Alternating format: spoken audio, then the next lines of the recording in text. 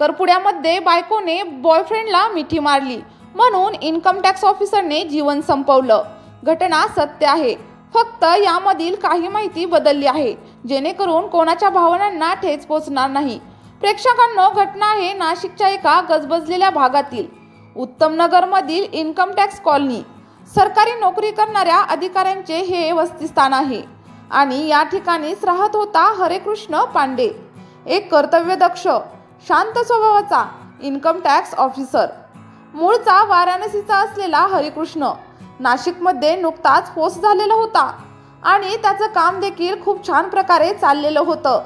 त्यानंतर त्याच्या घरचे फार आनंदी देखील होते।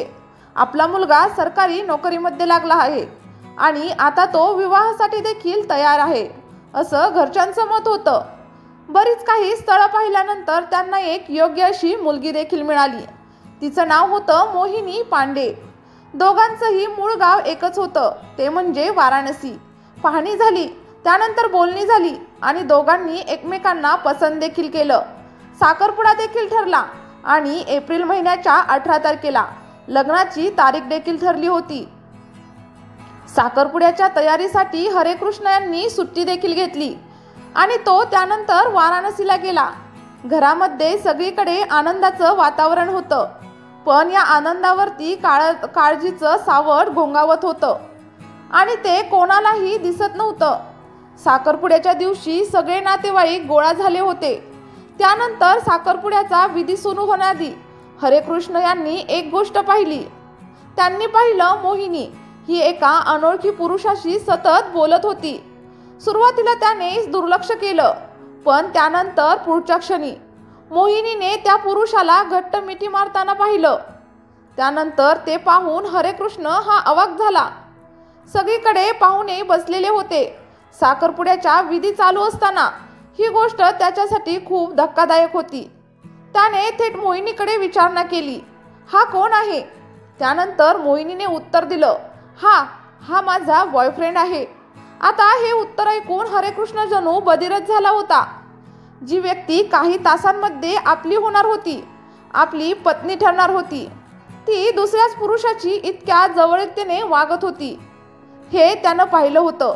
त्यानंतर त्याने थेट तिला सांगितलं, जर तुझं त्याच्यासोबत नातं आहे तर त्याच्याशीच तू लग्न कर ना, माझं आयुष्य नको बर्बाद करू। पण त्यानंतर मोहिनी मात्र हटूनच बसली, मी लग्न करेन तर ते फक्त तुझ्याशीच। हरेकृष्ण मात्र तयार नव्हता। मोहिनीला हे जरा खटकलं आणि तेव्हापासून तिनं धमक्या द्यायला देखील सुरुवात केली। तू जर लग्न केलं नाहीस तर हुंड्याची खोटी तक्रार करीन आणि मी तुझं कुटुंब देखील उद्ध्वस्त करेन। आता हरेकृष्णच्या मनामध्ये वादळं उठायला लागली। आपण एका मोठ्या सापळ्यामध्ये अडकलोय ही जाणीव आता त्याला बोचत होती। मोहिनी सतत त्याला आता धमकावत राहिली। अखेर हरेकृष्ण यांच्या मनाने हार मानली आणि 2 एप्रिलच्या रात्री नाशिकमधील आपल्या घरी हरेकृष्ण यांनी टोकाचं पाऊल उचललं आणि त्यांनी आपलं जीवन देखील संपवलं। त्यानंतर पोलिसांमध्ये कळवण्यात आलं आणि पोलीस तपास सुरू झाला। एका सरकारी अधिकारी लग्नाच्या काहीच दिवस आधी आत्महत्या का करेल? त्याचा मृतदेह वाराणसीला पाठवण्यात आला आणि त्यानंतर हरेकृष्ण यांचे भाऊ नाशिकला आले। त्यांनी पोलिसांना मोहिनी आणि तिच्या प्रियकराविरोधात तक्रार देखील केली। साखरपुड्यामध्ये झालेल्या घटनेमुळे हरिकृष्ण हा मानसिक तणावामध्ये आणि मानसिक त्रासामध्ये गेलेला होता आणि मोहिनीच्या धमक्यांनी त्याला आता जीव देखील गमवावा लागला होता। मित्रांनो, या घटनेमधून शिकण्यासारखं असं काय आहे?